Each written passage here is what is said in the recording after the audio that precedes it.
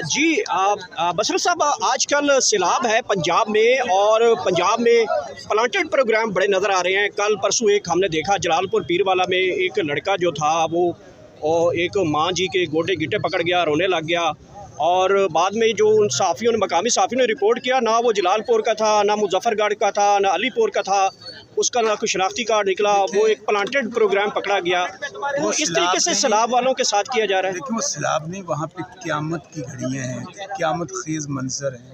लोग बेयारो मददगार हैं, कीड़े मकोड़ों की तरह मर रहे हैं और ये गलत रिपोर्ट्स बता रहे हैं। कम से कम अलीपुर के अंदर अभी तक 100 से ऊपर के लोग जो हैं वो सिर्फ हुकूमत की नाअहली की वजह से, इनकी मिसमैनेजमेंट की वजह से, और ये जो अभी आप बता रहे हैं कि फ़ोटो शूट कर रहे हैं, वो ड्रामा किया उस बंदे को, अम्मी जी, और वो भी ड्रामा निकला। सो इन लोगों को पता है कि हम लोग आवाम के वोटों से तो आए नहीं हैं। अब सिर्फ लोगों को दिखाने के लिए, क्योंकि जो इनको लेकर आए हैं, जिन्होंने मुसल्लत किया है, वो इनको दोबारा कहते हैं हम ले आएंगे, आप सिर्फ जाके वारदात डालें। अब यकीन मानिएगा, लोग खुले आसमान तले बैठे हैं, मवेशियों के लिए चारा नहीं है, लोगों के लिए खाने की रोटी नहीं है, मेडिकल की फैसिलिटी नहीं है, दवाई नहीं है। हम लोग सलमान अकबर राजा भी आपसे बात करके गए हैं, हम पूरे पंजाब में गए हैं, एक एक डिस्ट्रिक्ट में गए हैं। वहाँ पर हम लोगों ने जाकर उनसे पूछा, उन्होंने कहा जी यहाँ होता क्या है। वो पकड़ के लोगों को बिठाते हैं, फ़ोटो शूट करते हैं, उसके बाद वो किराए पे चीज़ें लेके आते हैं, लोग निकल जाते हैं। आप यकीन मानिए, इस वक्त अलीपुर और जलालपुर पीरवाला ख़ास तौर पर मैं बताऊंगा 80-90% डूब चुका है। वहाँ पे ज़िंदगी के आसार ख़त्म हो चुके हैं। एक घर के 9 लोग बच्चे मर रहे हैं। लोग अपनी मतलब के तहत बच्चों को निकाल रहे हैं, और सबसे बढ़कर शर्म आनी चाहिए, इनको डूब कर मर जाना चाहिए। कश्तियाँ खड़ी हुई हैं, किसी में तेल नहीं है, किसी में इंजन नहीं है, ये तो कार्रवाई है। और वो जो ज़हनी मरीज़ा है, वो जो ज़हनी मरीज़ा है जिसका नाम मरियम नवाज़ आप कह रहे हैं, वो उसको तो मेरा ख्याल में वो पागल हो चुकी है। उसकी वजह उनको पता है कि लोग हमसे नफरत करते हैं। अगर अब्बा इलेक्शन हार गए, डॉक्टर यास्मीन राशिद, तो उनके अंदर पल्ले है कि सो अब ये लोग 8 फरवरी को, अगर फिर भी कुछ लोग थोड़ा बहुत 17 सीटें जीत गए थे, आज ये 1-1 किलोमीटर 2-2 किलोमीटर लोगों के दूर से बात करते हैं मेगाफोन पे।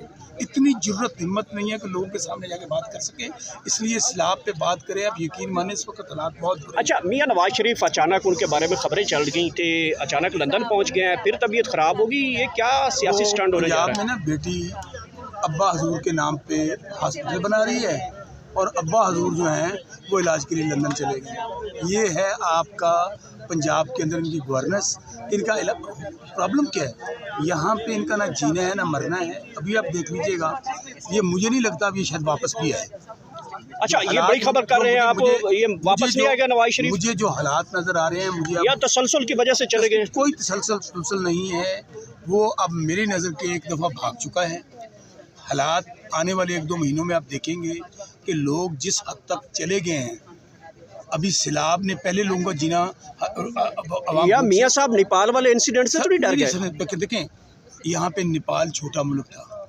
नेपाल से बुरे लागतों में एक छोटा सा वाक़या होगा, वो ट्रिगर होगा, चिंगारी होगी, और वो आग इनसे रुक नहीं सकेगी। क्योंकि इस वक्त सिर्फ यहाँ पर वो लोग जिन्होंने पाकिस्तान को लूटा है, मनी लॉन्ड्रिंग की है, टैक्स चोरियाँ की हैं, वारदातें की हैं, वो लोग तो आपका पाकिस्तान पर कब्ज़ा करके बैठे हैं। और वो इस पर लोग सारी उम्र उनके लिए, फ़िरौनों के लिए कमाएं, टैक्स दें, और इन फ़िरौनों के लिए जायदादें बने दुनिया के अंदर। तो मेरे भाई, इस वक्त लोग ज़िंदगी मौत की कश्मकश में हैं। लोगों के लिए 2 वक्त की रोटी मुश्किल है।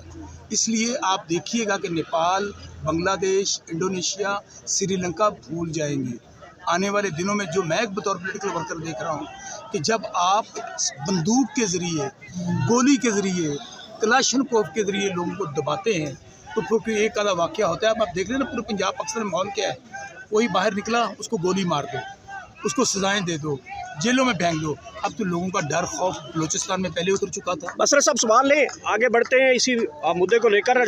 लास्ट टाइम आप लोग कश्तियाँ दरियाओं में डाल के लोगों को यहाँ तक इस्लामाबाद तक लेके आए, अब भी सैलाब हैं, फिर पेशावर के लिए काल भी है, बड़ा जलसा है, पूरे मुल्क से कारकुन है। सैलाब की वजह से फिर बंदोबस्त क्या किया हुआ पंजाब से आगे बढ़ने के लिए? पहली बात तो यह है कि हमारी सारी खान साहब की वाज़ेह हदायत है कि आपने पंजाब में सैलाब के ज़दगान के लोगों के साथ खड़ा होना, उनकी मदद करनी है, वो हम कर रहे हैं। 27 का इवेंट चूँकि KP के अंदर है, जैसे उसकी तैयारियां शुरू होंगी, आखिरी हफ्ता होगा, इस दफ़ा पंजाब भरपूर शिरकत करेगा। वो सिर्फ एक दिन का जलसा नहीं होगा। आप लीड करेंगे, कश्ती वगैरह तैयार हैं आपकी? हम कारकुन हैं, हम पहुँचेंगे, खा हमें पैदल पहुँचना पड़े, खा कश्ती में पहुँचना पड़े, खा गाड़ियों में पहुँचना पड़े, हम जाएंगे। और वो एक दिन का इवेंट नहीं होगा, 2-3 दिन का इवेंट होगा। हम वहाँ पड़ाव डालेंगे पूरे पाकिस्तान से। बलूचिस्तान में जो जुल्म हो रहा है, जो हमारी माँ बहनों बेटियों के साथ हो रहा है, जो उनके प्यारों को उठाया जा रहा है, उनको बुलाएंगे। सिंध वालों को बुलाएंगे। KP के अंदर जो ऑपरेशन हो रहा है, हम बार बार कह रहे हैं कि ऑपरेशन मसले कानून को बंद करें, सबको बुलाएंगे और जो पाकिस्तान के मसाइल हैं उनके ऊपर बात करें। Thank you.